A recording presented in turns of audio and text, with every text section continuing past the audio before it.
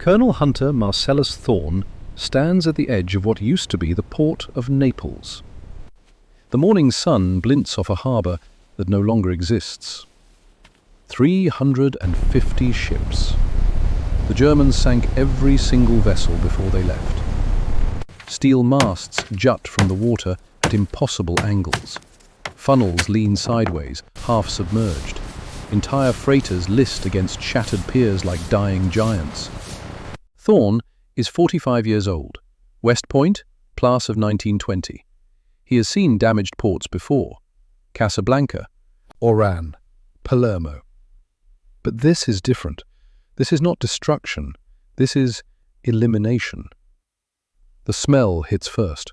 Fuel oil, rotting cargo, seawater. In the shallow water near the quays, smaller vessels lie scuttled. Tugs, barges, fishing boats. The water between them is black with oil and debris. Behind Thorne, Brigadier General Arthur Whitmore surveys the same scene in grim silence. Whitmore is 52, commander of the 6th Port Headquarters. He flew in from Algiers yesterday with orders from 5th Army Command. Get this port operational. Supply the advance on Rome. Do it fast. The 5th Army needs 7,000 tons of supplies per day just to maintain current positions. Without Naples, that becomes impossible. The alternative is hauling everything overland from Salerno, 70 miles south, through bombed mountain roads under constant German artillery observation. Thorne pulls out a map. Pre-war blueprints showed 22 functioning berths. Modern cranes. Rail connections running directly to the docks. Now, there is only wreckage. This is impossible. Whitmore speaks for the first time. Your assessment, Hunter? Thorne folds the map, takes a breath. Sir, whoever gave you these orders doesn't understand what they're asking. Whitmore nods slowly, not disagreeing. How long? Standard salvage operations. Best case. Thorne calculates. 350 wrecks. Specialized salvage vessels working from the harbour mouth inward. Days or weeks per ship. 6 months, minimum. We have 3 weeks. The words hang in the salt air between them. Thorne looks back at the steel graveyard. 3 weeks. Sir, I don't think you understand. I understand perfectly, Whitmore interrupts. The Salerno road is failing. German artillery has the range. We lost 11 trucks yesterday, 17 the day before. Every convoy is a shooting gallery. The 5th Army needs a working port. Not in 6 months. Now. Thorne says nothing. The general is right. The mission is impossible. Both things are true. Whitmore turns to face him directly. Hunter, I didn't pull you from Palermo because you tell me what can't be done. I pulled you because you figure out how to do it anyway. I'm giving you command of this port.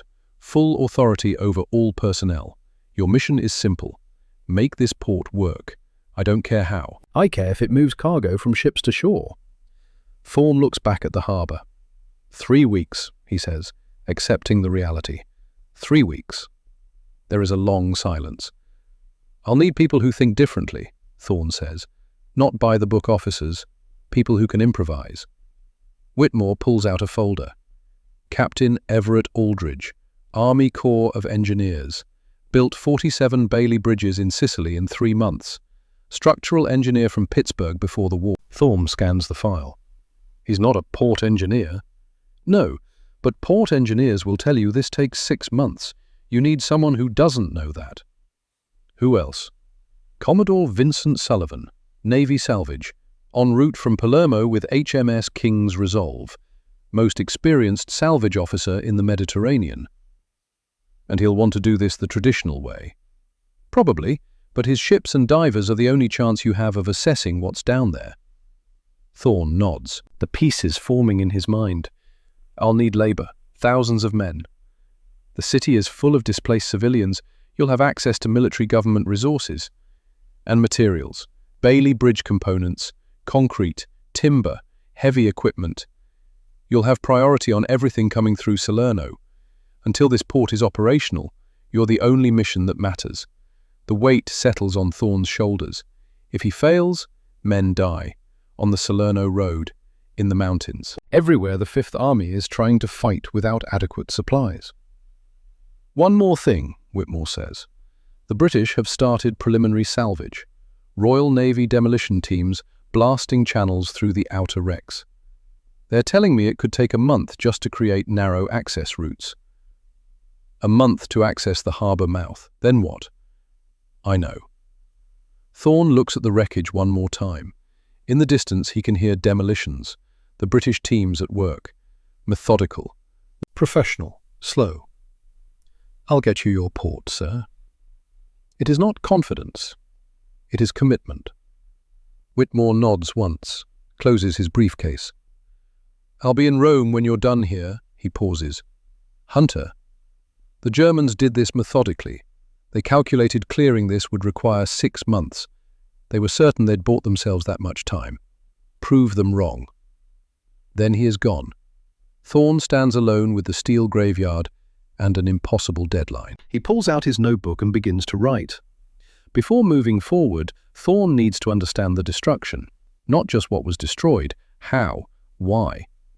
The story began September 12, 1943, when Allied forces pushed north from Salerno. German demolition teams executed what would become the most thorough port sabotage in military history. The operation was commanded by Oberst Klaus Richter, German army engineers, not infantrymen, specialists. Harbour engineers who understood ports intimately and understood exactly how to render them non-functional. They did not simply sink ships at random. They positioned each vessel with mathematical precision. Freighters scuttled broadside across main channels, smaller craft blocking secondary routes. The largest vessels positioned to create maximum obstruction while requiring maximum effort to remove. The timing of each scuttling was calculated to create compounding problems. Ships sunk first settled into positions that made clearing subsequent wrecks more difficult. The geometry of obstruction was maximized. But the demolition extended beyond sunken ships. German sappers destroyed every crane. 24 major lifting devices. They demolished the supports, severed the mechanical systems, placed delayed action explosives in the wreckage to kill Allied engineers attempting repairs. The railway system was systematically destroyed, rails torn up, marshalling yards cratered, locomotives driven into the harbour or blown apart. Every switching station demolished. The electrical grid was dismantled, substations destroyed, power lines cut, generators stripped for parts or blown up. The water supply infrastructure received equal attention. Pumping stations wrecked, water mains blown open, fire hydrants destroyed to ensure any fire would burn unchecked. And then there were the mines. The Germans mined everything. Crane foundations, warehouse supports, sewage systems, roadbeds. The port became a lethal mines. Anti-personnel mines scattered throughout dock areas, anti-tank mines blocking approaches, underwater obstacles creating barriers beneath the surface. By October 1st, 1943, when the last German troops withdrew, they left behind what they considered an impregnable barrier. Wehrmacht after-action reports estimated Allied engineers would need until April 1944 to restore even basic operations. The tonnage of sunken steel exceeded 500,000 tons, blocking what had been the busiest port in southern Italy. Thorne reads the intelligence reports in the makeshift headquarters. The Germans were thorough, professional. They executed their sabotage with precision and confidence. But Thorne is looking for what they assumed, because assumptions are where perfect plans fail. Captain Everett Aldridge arrives on the morning convoy from Salerno. He is 38, tall, thin, dark circles under his eyes. He has not slept properly in months. Thorne meets him at the motor pool. Captain Aldridge? Yes, sir. Aldridge salutes. Hunter Thorne. I'm told you built half of Sicily. A tired smile. 47 bridges, sir, not quite half. They walk toward the harbour. Thorne wants to see Aldridge's reaction. They reach the Molo Beverello pier. The steel graveyard spreads before them. Aldridge is quiet. Then he pulls out a notebook and begins sketching. Not the destruction, the geometry of it, The angles, the spacing between wrecks. What are you seeing? Thorne asks. Discipline.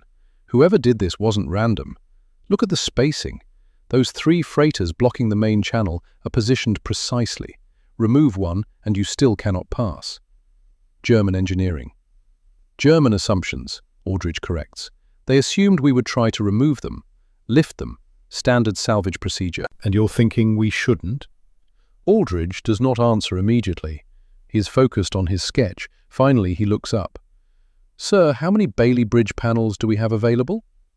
The question seems random, but Thorne has learned to trust tangential thinking. Thousands. We use them extensively in Sicily, stockpiles in Palermo, more coming from North Africa.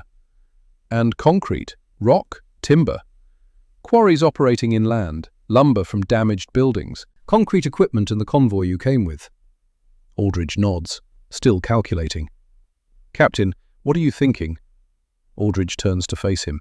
Sir, I built 47 bridges over terrain that standard engineering said was impossible. We did it because we couldn't wait for perfect conditions. We had to work with what was there. He gestures at the sunken ships. These aren't obstacles, sir. They're foundations. Thorne feels something shift. Explain. A sunken freighter, properly stabilized, is an underwater platform. If we can build a roadway to it and across it, we can use its deck as a pier. If we can bridge between multiple wrecks, we can create an entire network of improvised berths without moving a single ship. The idea is radical, but Thorne is not interested in traditional solutions. Can it be done? Bailey panels support 9 tons per square foot when properly configured. A typical Liberty ship is 441 feet long, 57 feet wide, sunk in 30 feet of water, with 10 feet of freeboard remaining. That's approximately 25,000 square feet of deck space, more than most conventional piers. Aldridge's voice gains energy. We stabilize the hulls, pump out flooded compartments, fill damaged sections with rock and concrete, cut away unstable superstructure. The fundamental platform is already there. And the approaches? Bailey bridges, extended from existing quays. We use rock fill and salvaged rubble for supports, drive pilings for stability, standard bridge construction adapted for marine environment. Thorne looks back at the harbour, trying to visualize it. It is insane. It might work. How long? First berth operational? Aldridge thinks. 4 weeks if everything goes right, 6 weeks more realistic. We need faster. Sir, I just cut the timeline by 75%. I know, it's still not fast enough. Aldridge is quiet. Sir, if you want faster, I need experienced construction crews, foremen who've built under pressure. I'm putting you in touch with military government, 15,000 Italian civilians looking for work. Many are skilled laborers. And I need one more thing. Name it. I need you to convince the Navy this will work. As if summoned, ship engines sound in the distance. 3 vessels approaching from the south. HMS King's Resolve. Commodore Vincent Sullivan has arrived. Commodore Vincent Sullivan is 51 years old, with 32 years in the Navy. He has salvaged vessels in the Caribbean, North Atlantic, Mediterranean. He knows salvage doctrine like scripture, and he knows what Captain Aldridge is proposing is wrong.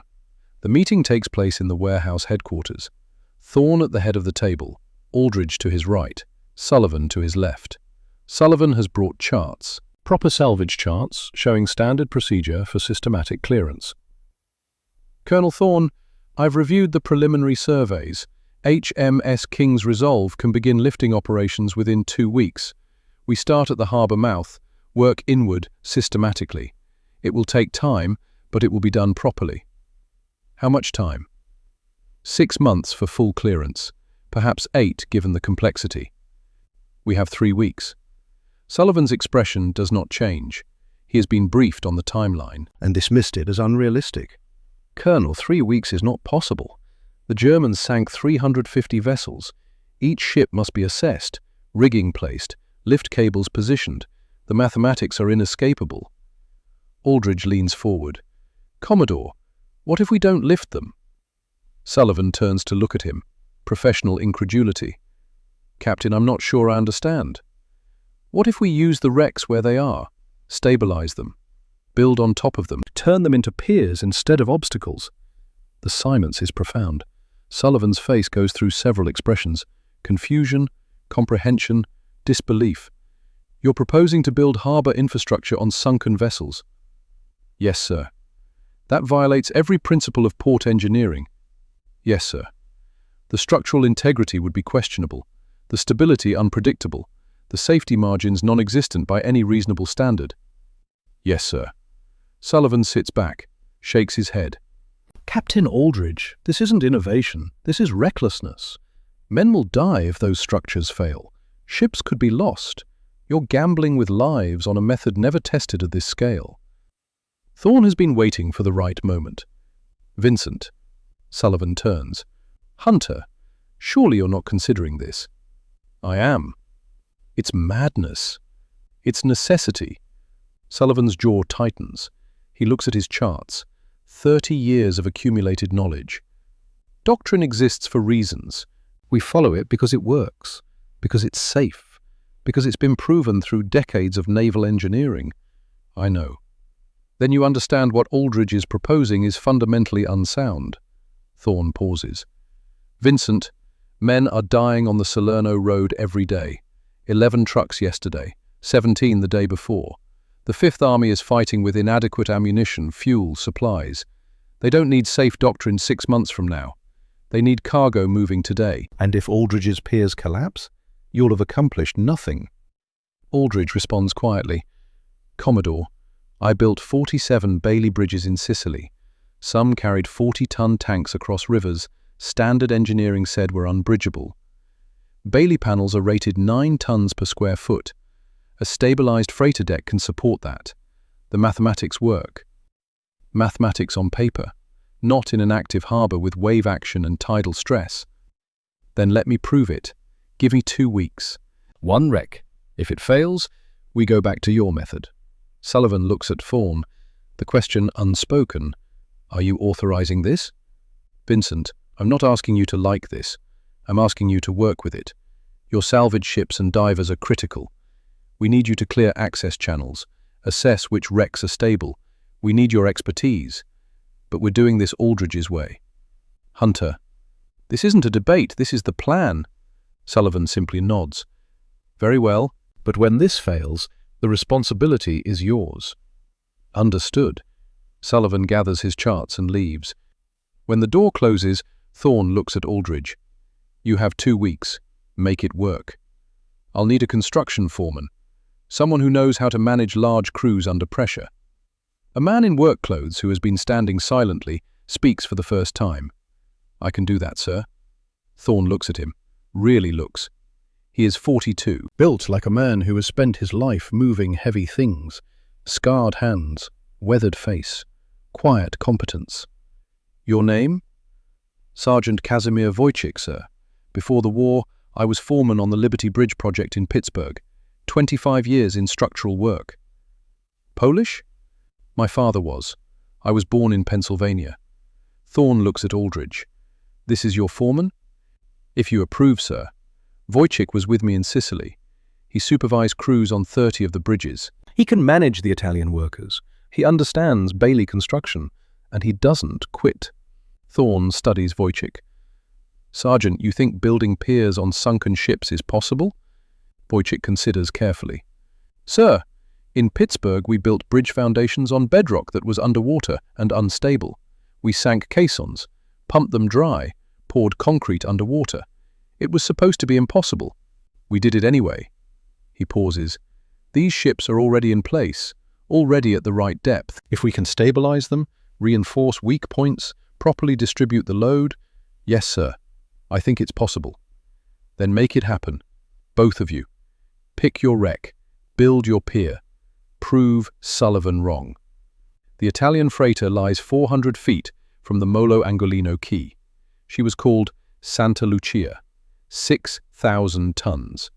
Built in Genoa in 1938. The Germans used her as a blocking ship. Now she sits at a 15-degree list to port.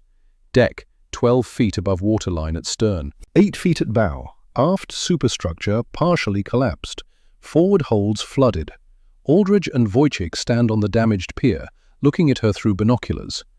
"That's our foundation?" Wojciech asks. "That's our foundation.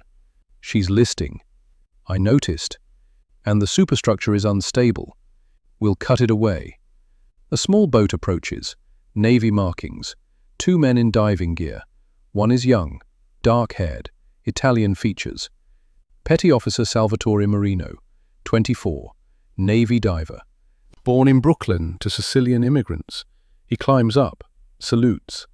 "Sir, Commodore Sullivan sent me. I'm to survey the wreck for structural integrity." "Welcome, Marino. What do you need?" "Permission to dive, check hull integrity, see how she's sitting, assess which compartments are flooded." "The water's filthy," Wojciech warns. "Visibility near zero." "I know, Sergeant. I've been diving here 3 days. It's like working blind." Marino pulls on his helmet, goes over the side. The wait is long. An hour. When he finally surfaces, he removes his helmet. Face pale, oil in his hair. "Report." Marino catches his breath.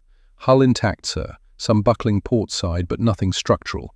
She settled onto mud bottom, not bedrock. That's good. The list is from uneven settling, but she's stable, not shifting." "Compartments?" 12 major holds, 8 completely flooded, 4 have partial air. Aft engine room accessible but filled with debris. "Can we pump her out?" "Some, not all. Hull damage is too extensive. But if we focus midship, we could drain maybe 4 compartments. That would reduce the list, make the deck more level." Aldridge makes notes. "The superstructure?" "Unstable. Aft section partially collapsed. If we put heavy loads on that deck, it could shift, maybe collapse." "So we cut it away?" "Yes, sir." Wojciech speaks. "We'll need cutting equipment, underwater torches, gas lines. Danger work in oil-fouled water." "Can it be done?" "Yes, sir. Carefully." Aldridge looks at the wreck, visualizing the pier that does not yet exist. "We start tomorrow. Marino, map every compartment, which we can pump, which need concrete for stability. Wojciech, assemble crews, divers, welders, concrete workers, carpenters for Bailey assembly." "How many men?" "As many as we can get." That night, Thorne visits the site. The area is lit by generators and floodlights. Wojciech is there with Italian civilians. 50 men, 60, listening to an Italian foreman translate instructions. Giuseppe Rinaldi, 35, lost his fishing boat to German demolition, lost his brother to German artillery. Now he works for the Allies because it is the only work available. "Sergeant Wojciech." Wojciech turns, salutes. "Sir, organizing work crews, 3 shifts, 24-hour operations. Captain Aldridge wants pumping to start at first light." "How are the Italians?" "Good workers, skilled, but asking questions." "What kind?" "They want to know if this will actually work, if we're building something real or just busy work." Thorne walks to Rinaldi. "Giuseppe." "Colonel," accent but clear, "your men have questions." "Yes, Colonel. This work, building on sunken ships, is this real?" Thorne considers honesty. "Giuseppe, I don't know if this will work. Captain Aldridge believes it will. Sergeant Wojciech believes it will. I believe it's our best chance. But I can't promise success. What I can promise is every man will be paid, fed, and if we succeed, this city will have a working port. Ships will bring food, medicine. Your families won't starve this winter." Rinaldi translates. The workers listen. Then Rinaldi speaks. "Colonel, the Germans destroyed our city, took everything. If there's a chance to take it back, even small chance, my men will work. Hard, fast. We will believe until you tell us to stop." Something shifts in Thorne's chest. Responsibility. These men are trusting him with their hope. "Then we build." Rinaldi smiles, turns to his men, says something in Italian. The workers begin moving, organizing, preparing. Wojciech steps beside Thorne. "They believe in you, sir. They believe in feeding their families." "No, sir. It's more than that. These people have been through hell. They could have given up. They're choosing to fight back. That's not about money. That's about dignity." Thorne watches them organize tools, check equipment. "Make sure they're right to believe, Sergeant." "Yes, sir. We will." 12 days of continuous work. Marino and his dive team have pumped out 4 compartments, the list reduced from 15 degrees to 8. Wojciech's crews cut away unstable superstructure, concrete poured into damaged holds, Bailey panels assembled on the pier, the approach structure taking shape. In another week, maybe 2, they will be ready for first test. Then Marino finds the mine. He is working compartment 7, forward hold starboard side. Last compartment to check. He is alone, working by touch. Underwater visibility measured in inches. His hands move across the bulkhead, feeling for damage. Then his fingers touch something wrong.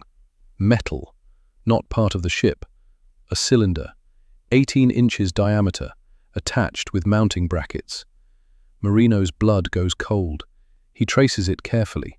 Mechanical housing on one end, wires leading into the bulkhead, and something else, a glass vial, small, set into the housing. Chemical delay fuse. Germans planted it weeks ago, set to detonate long after they left, long after guards would be relaxed. Marino surfaces calmly, does not want to panic. But when he removes his helmet, his hands shake. "Get me Captain Aldridge, now!" 20 minutes later, Thorne, Aldridge and Wojciech stand on the pier. Marino is still in his wetsuit, still pale. "Talk me through it," Aldridge says. "German mine, mounted on bulkhead compartment 7, chemical delay fuse. I could feel the glass vial, partially dissolved." "Meaning?" "It could detonate any time, hours, days." Thorne's mind races. If it detonates, that entire section blows. The ship floods, possibly breaks apart. 12 days of work destroyed. Worse, the explosion might trigger secondary collapses in nearby wrecks. Can we disarm it? Need a bomb disposal specialist, someone who knows German ordnance. Even then, working underwater, zero visibility on a chemical fuse already activated, extremely dangerous. How dangerous? Marino does not answer immediately. "Sir, one mistake, one wrong movement, the mine detonates. Everything within 100 feet is gone, including the man." Wojciech swears under his breath. Aldridge is thinking, "We could evacuate, abandon it, choose another ship.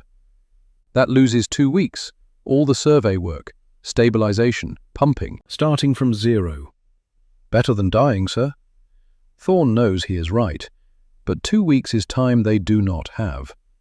"Is there anyone who can do this? Any bomb disposal specialist?" "Lieutenant James Dawson," Wojciech says. "Army engineers, in Naples clearing German booby traps. I've seen him work, he's good." "Get him here." Dawson arrives 30 minutes later, 29 years old, thin, round glasses making him look like a librarian, but his hands are steady, voice calm. Marino explains what he found. Dawson listens, asks precise questions, nods. "I can do it, but underwater. Can't bring it to surface. Too much risk jostling the fuse." "What do you need?" "Diving equipment, wire cutters, headlamp, and someone to pray." No humor, just fact. Thorne looks at him. "You understand what you're volunteering for?" "Yes, sir. If I don't do it, someone else will. Or you lose 2 weeks. Either way, the mine exists. Someone has to deal with it." "I could order you." "You could, but you don't need to. This is what I do."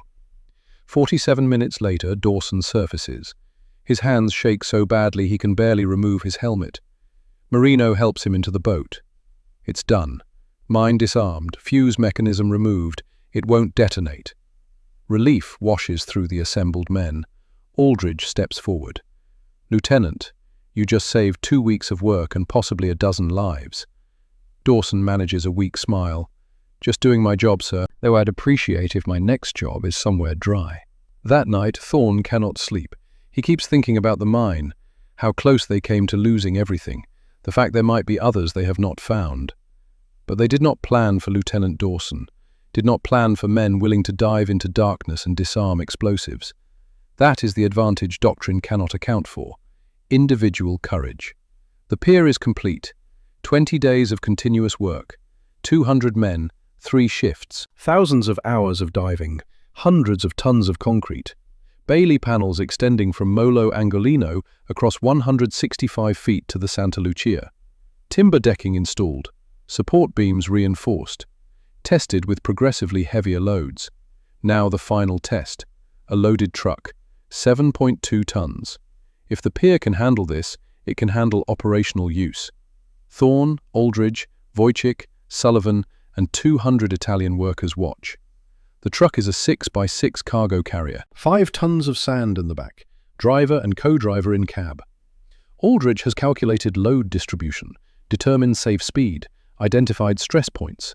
This will work. The truck approaches at 10 miles per hour. Tires grip timber decking. Bailey panels flex slightly. Normal. 50 feet. Holding. 100 feet. Still good. Halfway across. 80 feet from quay. 85 from the Santa Lucia.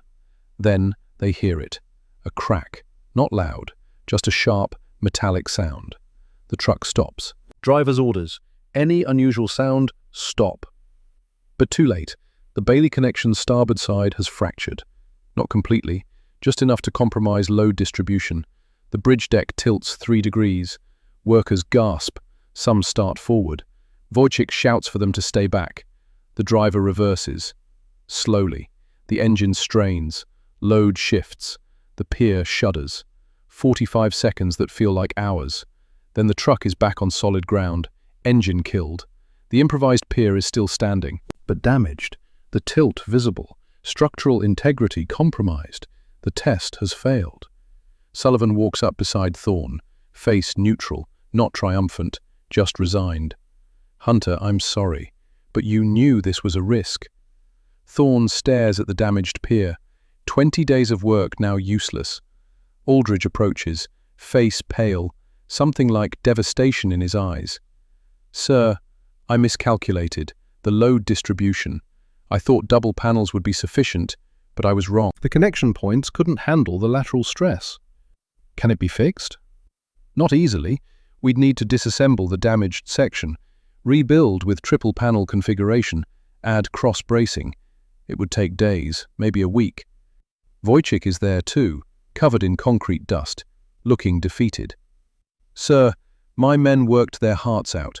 20 days, barely sleeping, believing, and now... He does not finish. Thorne looks at them, at Sullivan standing silently, at the Italian workers, faces filled with disappointment, at the damaged pier that was supposed to prove the impossible was possible. Captain Aldridge, how many Bailey panels do we have left? About 40% of original stock. We use the rest on this structure.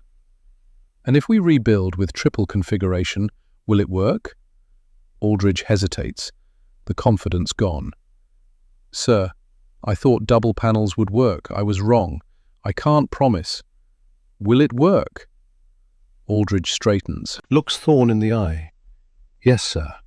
Triple panels with proper cross-bracing will distribute the load correctly. I stake my career on it. You already did. Not unkindly, just fact. He turns to Wojcik.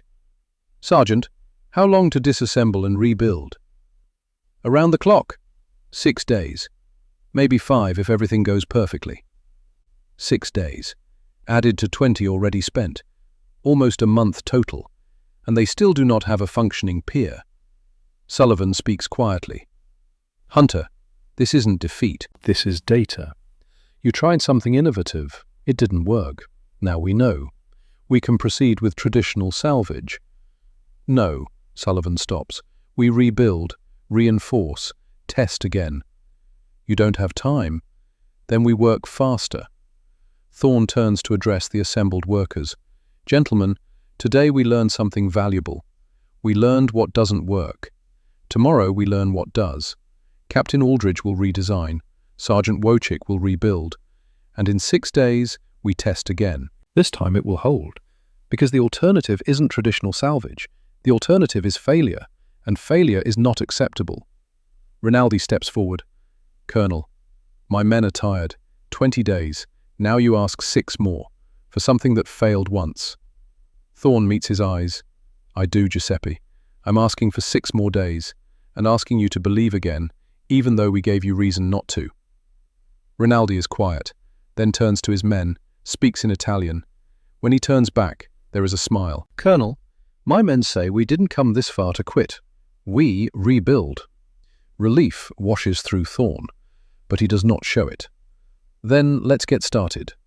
As workers begin organizing, Aldridge pulls Thorn aside.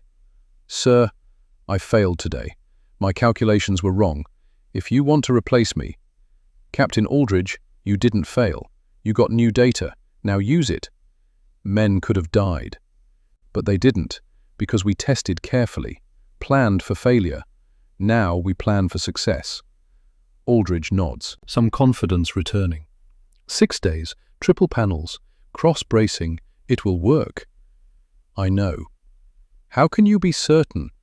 Thorn looks at the damaged pier, at workers already beginning to disassemble it, at Wojciech directing crews, at Marino preparing to dive again. Because we don't have another choice. And when men have no choice, they find ways to make the impossible work. He walks away. Sullivan falls into step. That was either the most inspiring leadership I've ever seen, or the most stubborn. Probably both. They walk in silence. Then Sullivan speaks. For what it's worth, I hope you're right, because if Aldridge can make this work, it will be brilliant.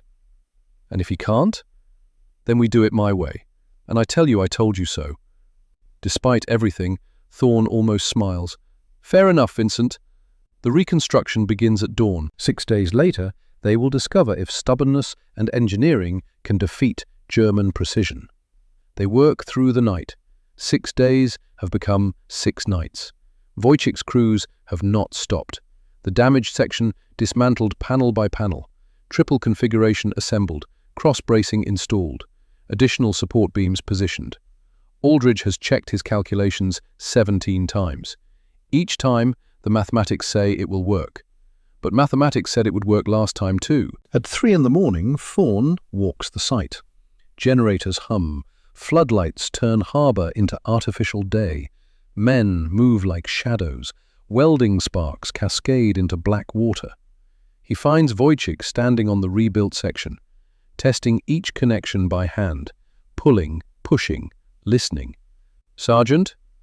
Wojciech turns, face haggard, 6 days without proper sleep. Sir, almost done. 2 more cross braces. Then we test load distribution with sandbags before the truck. When did you last sleep? I don't remember, sir. You need rest. I'll rest when this works, or fails, not before. Thorn understands. Wojciech has staked everything on this. You think it will hold? Wojciech does not answer immediately, looking at the structure, the triple panels, the cross-bracing, every connection he has personally inspected. Sir, I've built bridges across rivers, across valleys, over terrain that shouldn't be bridgeable. I've learned one thing. Engineering is mathematics, but construction is faith. You calculate what should work. Then you build it. Then you believe. He turns to Thorn. The calculations are sound, the materials correct, the construction solid. That's all I can give you. That's enough. Is it? It has to be. They stand together, 2 men who have pushed themselves and their people to the edge of what is possible, who have demanded belief when reason said quit, who have staked careers and lives on an idea that violates every principle of traditional engineering. Sir, what happens if it fails again? Thorn has thought about this every hour. Then we've given the 5th Army 1 more week to die on the Salerno road while we figure out something else. That's not very reassuring. No, it's not. Dawn comes slowly. Italian workers arrive for day shift. 200 men who have worked themselves to exhaustion, rebuilding something that already failed. They gather on shore, quiet, watching as final cross braces are installed. Rinaldi stands among them, same exhaustion, but something else too.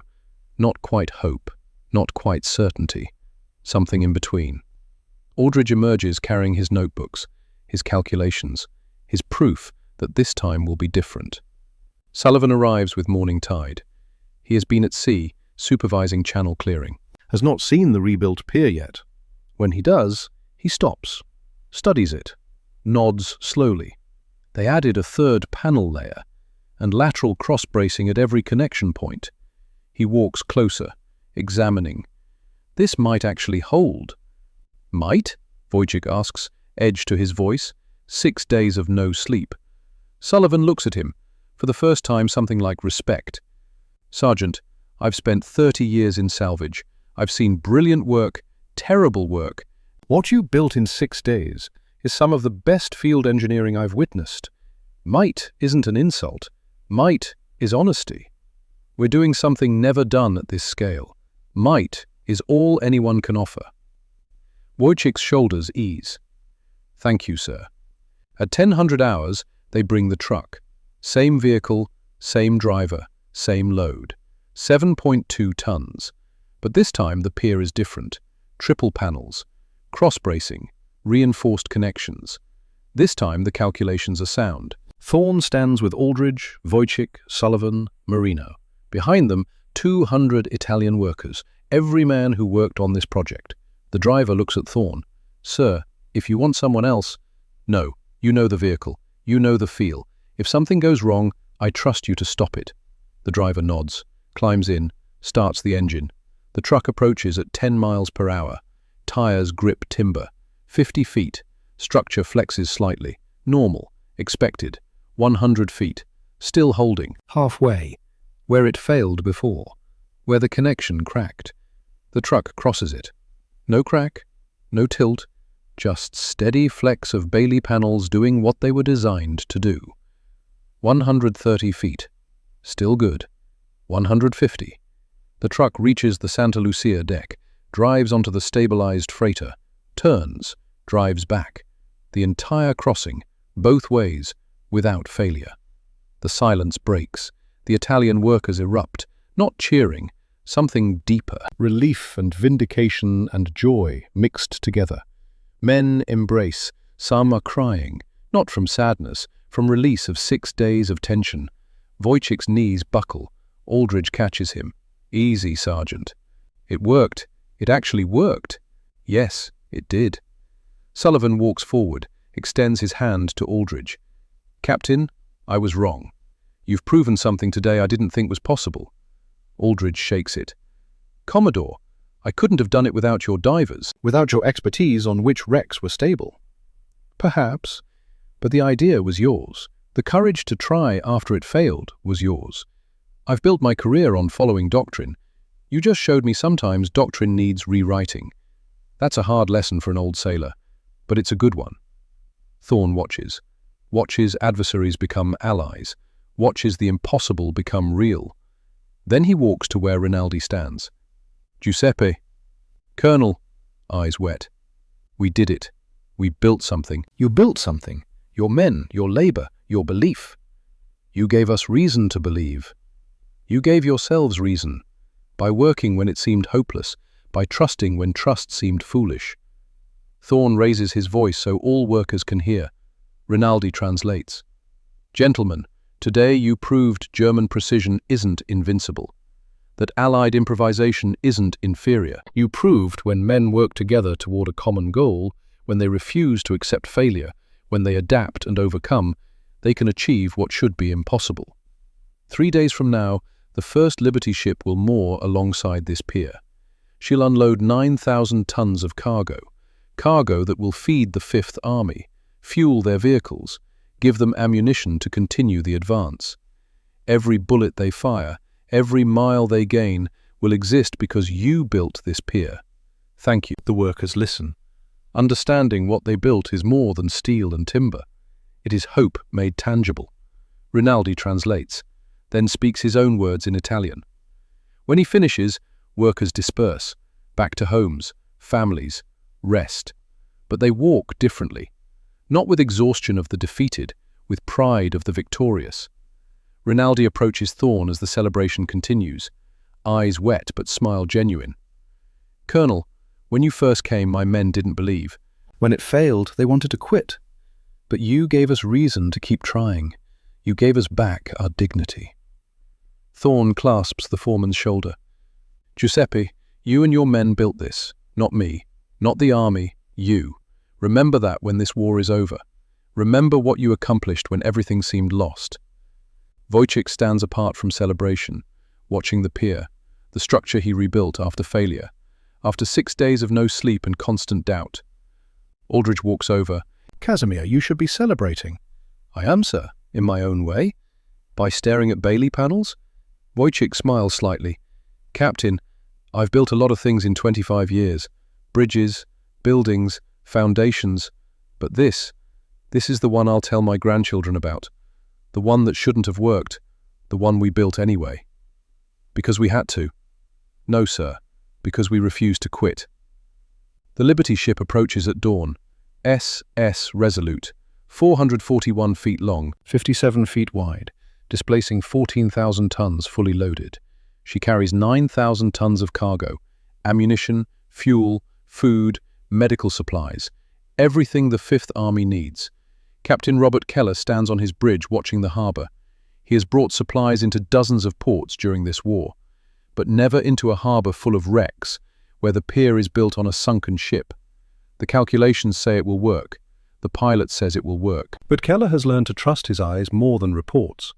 The Resolute approaches the improvised pier slowly. Harbour pilot calling directions, ship's engines at minimum power, every movement deliberate. On shore, Thorne watches through binoculars. Beside him, Aldridge and Wojciech.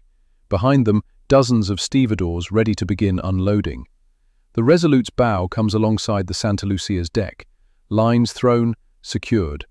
The ship settles against improvised fenders Wojciech's crew installed. Engines cut.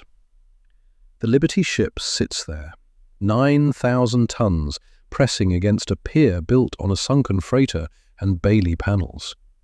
The pier holds. Aldridge exhales. She's moored, actually moored. Now the real test, Wojciech says. Unloading, constant weight transfer, movement, stress. They watch as the Resolute's crew opens her holds, as first pallets lift by mobile cranes, as stevedores begin transferring 9,000 tons from ship to shore. It takes 4 days. 4 days of continuous operations, 12-hour shifts, 7 days a week. The port never closes. The pier flexes under the load, creaks occasionally, but holds. By November 19th, the Resolute's holds are empty. She departs, returns to North Africa for another load, and the improvised pier has proven it can do what it was designed for, move cargo from ships to shore. Success breeds replication. The Santa Lucia pier becomes the template. Aldridge's design is copied, modified slightly for different wrecks, but the fundamental concept remains. Find a sunken ship in the right position, stabilize the hull, pump out compartments, fill damaged sections with concrete, cut away unstable superstructure, build Bailey Bridge approaches, create an improvised berth. By the end of November, 3 more piers are operational. The German freighter Kaiser Wilhelm becomes berth 4. The Italian cargo vessel Regina Elena becomes berth 7. A British merchantman scuttled by the Germans becomes berth 9. Each pier follows the same pattern. Survey, stabilize, build, test, operate. Work gangs grow more efficient. Italian civilians employed by the thousands become skilled at tasks that would have required trained engineers in peacetime. They learn to assemble Bailey panels, pour concrete footings, operate pneumatic tools. The labour pool exceeds 15,000 workers by late December, men and women desperate for employment who become the backbone of reconstruction. Thorne's headquarters expands.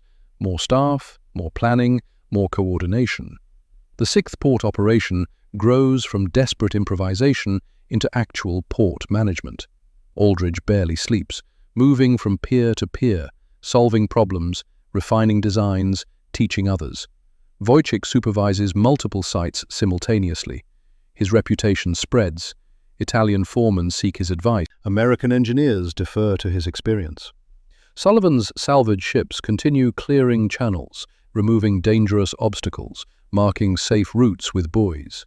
Navy and Army working together now, not in conflict, in cooperation.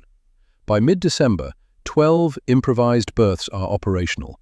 The port is discharging approximately 3,500 tons of cargo daily.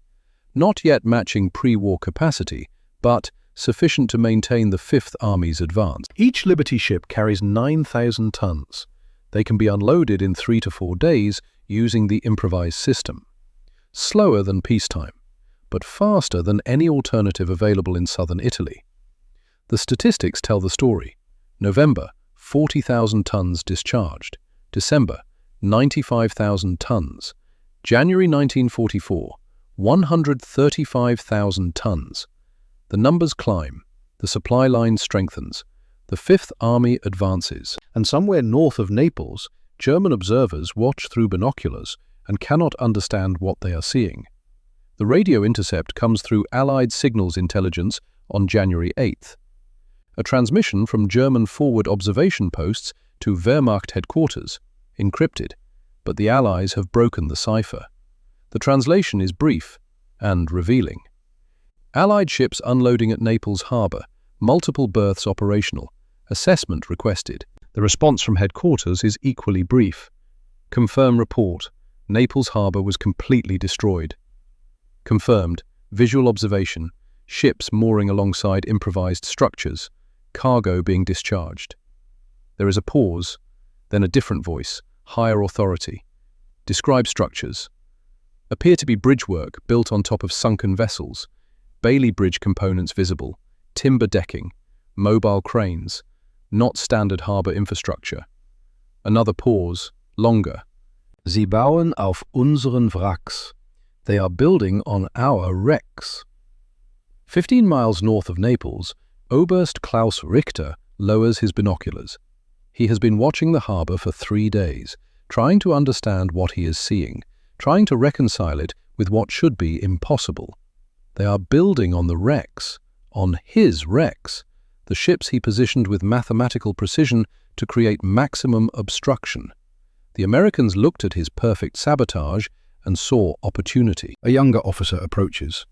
Herr Oberst, should we report this to Berlin? Richter continues looking through binoculars. At the improvised piers, at Liberty ships mooring alongside sunken freighters, at cargo moving from ship to shore across Bailey bridges built on top of destruction.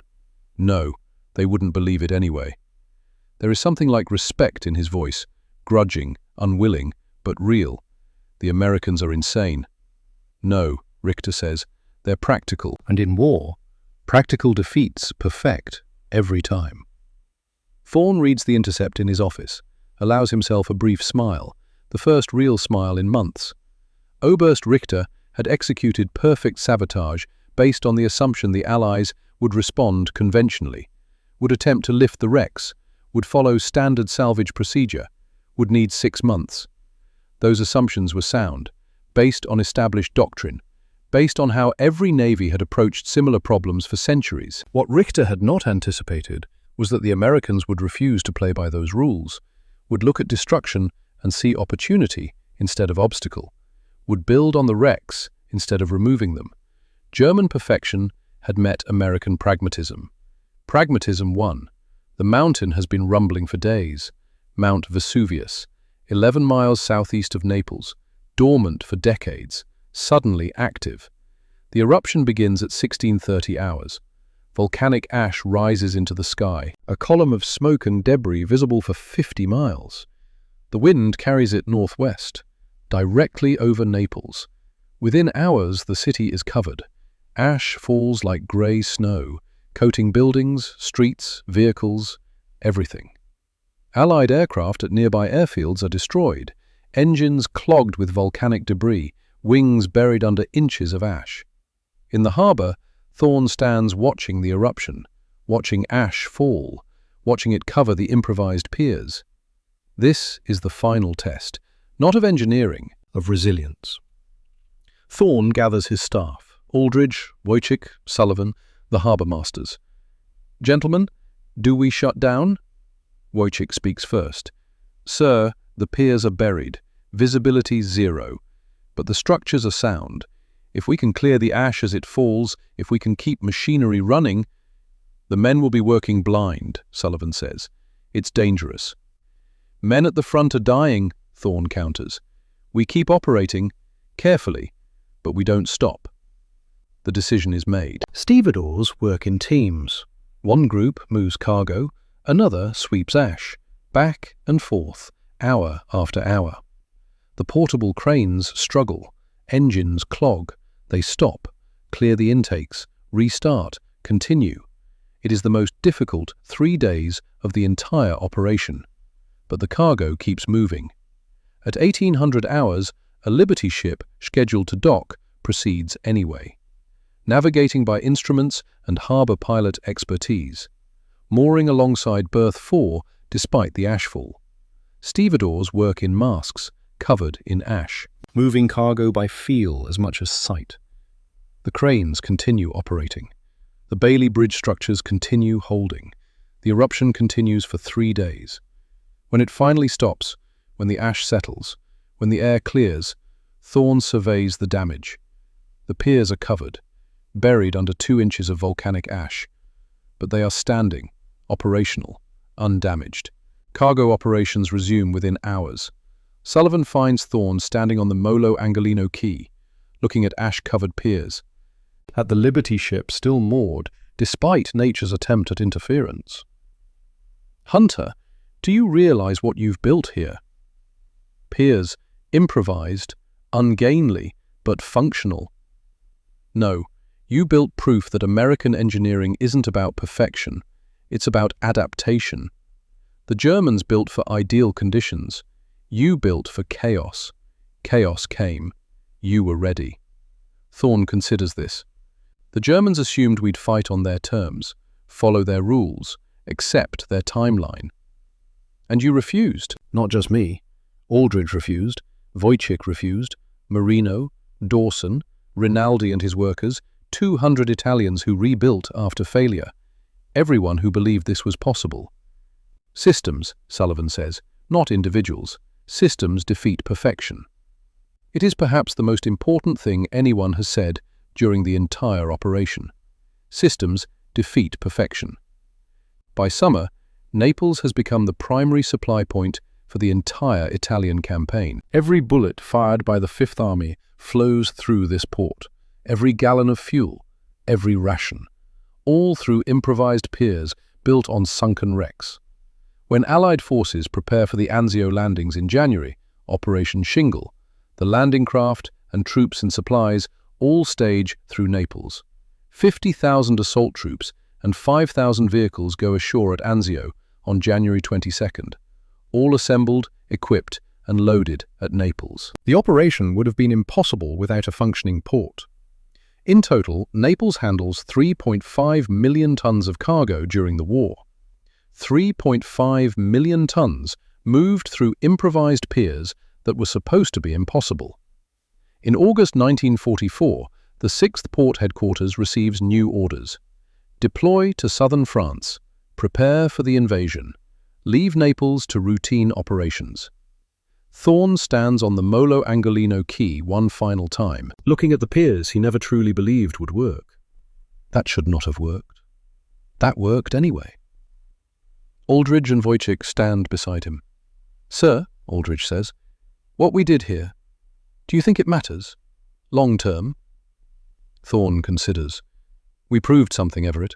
We proved that when doctrine is too slow, when perfection is impossible, when time is the enemy, improvisation can win. That lesson will outlast this war." "Bailey bridges on sunken ships," Wojciech says. "Who would have thought?" Not the Germans. That was their mistake. They stand in silence. 3 men who turned wreckage into infrastructure, who refused to accept that impossible meant impossible. Then they turn and walk toward the waiting transport, toward the next mission, toward whatever comes next. Behind them, the piers remain, functioning, operational, proof that American engineering is not about doing things the right way. It is about doing things the way that works. 41 years pass. The war ends. The piers are eventually replaced with modern facilities. The men who built them scatter to peacetime lives. Some stay in touch, most do not. But the memory remains. Colonel Hunter Thorne, retired, sits in his study in Arlington, Virginia. He is 87 years old now. The war is 40 years past. Most of the men who worked with him at Naples are gone. Aldridge died in 1978, Wojcik in 1981, Sullivan in 1976. But the memory remains clear. A historian from the Army Corps of Engineers has come to interview him, to record the story before it is lost. Colonel Thorne, when you stood at Naples that first morning and saw 350 sunken ships, what did you think? Thorne is quiet, remembering the smell of oil, the steel graveyard, the impossible timeline. I thought it was impossible, but you did it anyway. We did it anyway, not because we were brilliant, because we had no choice, and because we were willing to fail. Fail? The first test failed. The pier cracked. We could have quit then, could have said, we tried, it doesn't work, let's do it the traditional way. But quitting meant accepting 6 months, meant accepting that men would die waiting. So we rebuilt. We tried again. What made you think it would work the second time? Thorne smiles slightly. I didn't know it would work. I believed it should work. There's a difference. Knowledge is certainty. Belief is choosing to act despite uncertainty. The Germans knew their sabotage would delay us 6 months. They were certain. We believed we could do it faster. Belief won. What lesson did you learn at Naples that you carried with you? Thorne considers this carefully. It is the most important question. I learned that perfect solutions implemented slowly are often worse than adequate solutions implemented immediately. The Germans created perfect destruction, methodical, scientific, thorough, but their perfection assumed we'd respond predictably. When we responded unpredictably, their perfection became irrelevant. He pauses. I learned that systems matter more than individuals. Aldridge was brilliant, Wojcik was skilled, but neither could have succeeded alone. It was the system we built, Army and Navy working together, American engineers and Italian workers, officers and sergeants and civilians. That system was stronger than any individual genius. Do you think the Germans respected what you accomplished? I think they were shocked. Their after-action reports expected 6 months. They got 1 week for initial operations, 6 weeks for substantial capacity. That violated everything they knew about harbor engineering. But respect? Yes, I think eventually they respected it. Not the engineering necessarily, the audacity. The historian makes notes, then asks one final question. Colonel, if you could go back to that morning on October 2nd, 1943, knowing what you know now, would you do anything differently? Thorne thinks about this, about the stress, the failures, the uncertainty, the nights without sleep, the weight of responsibility for thousands of lives. No, I wouldn't change anything, because what we did at Naples proved something important, proved that American strength isn't in perfection, it's in adaptation. We don't build the best solution, we build the solution that works right now. Then we improve it, then we build it again, better. He looks directly at the historian. The Germans thought they'd bought 6 months, they bought 6 weeks. Not because our engineering was superior, because our thinking was different. That's the lesson. Perfection is the enemy of good enough. And in war, good enough right now beats perfect someday. The interview ends. The historian leaves. Thorne sits in his study, surrounded by memories, photos, citations, the Legion of Merit he received for Naples, the Distinguished Service Medal from later operations. But what he remembers most clearly is not the decorations. It is the moment when the truck crossed the rebuilt pier successfully, when the impossible became real, when systems defeated perfection. That moment mattered, not because it was elegant, not because it was beautiful, but because it worked. And in the end, that is all that mattered. The piers of Naples operated until 1945. Some components remained in use until 1952. Long after the war ended, long after they were supposed to be temporary, because temporary solutions, when properly built, can last longer than permanent solutions that never get started. That is the lesson of Naples. That is what Colonel Hunter Thorne and Captain Everett Aldridge and Sergeant Casimir Wojcik proved on November 12, 1943. Systems defeat perfection. Adaptation beats precision. Good enough now wins over perfect someday. Every time.